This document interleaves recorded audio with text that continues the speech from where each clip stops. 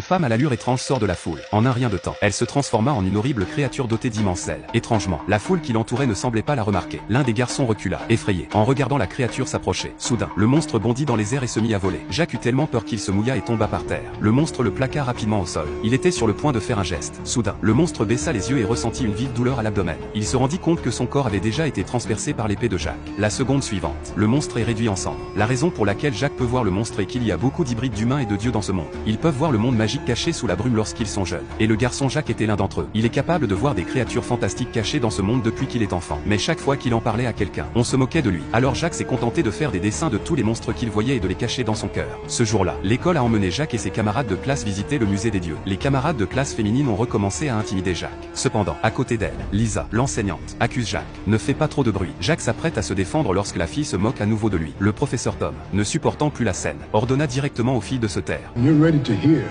What the gods have in store for you? Tom a ensuite donné un stylo à Jacques et lui a dit d'en prendre bien soin. Cependant, à l'heure du déjeuner, la fille a de nouveau jeté quelque chose sur Jacques. Jacques décida de ne pas la laisser s'en tirer cette fois-ci. Il s'apprête à aller voir la fille et à lui donner une leçon. Mais l'instant d'après, elle a été poussée dans la fontaine par une force invisible. Pendant que Jacques était perplexe, le stylo que Tom lui avait donné vibrait violemment. Puis un bruit étrange se fait entendre dans les environs.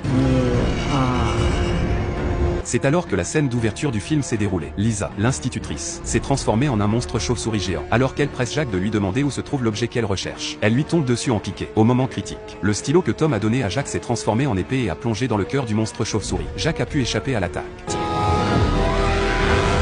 Cependant, lorsque Jacques s'est réveillé de son coma et a raconté à Tom ce qui venait de se passer, Tom a dit à Jacques que Lisa, la professeure, n'avait jamais été là.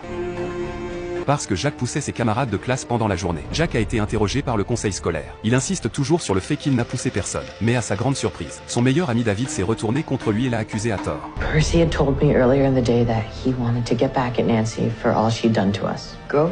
Are you saying you saw Mr. Jackson assault Miss Boba Fett? Yes. I did. En raison de la gravité de l'incident, l'école a renvoyé Jacques. Lorsqu'il est rentré chez lui, sa mère l'a vu se morfondre. Elle lui a alors raconté la vie de Jacques.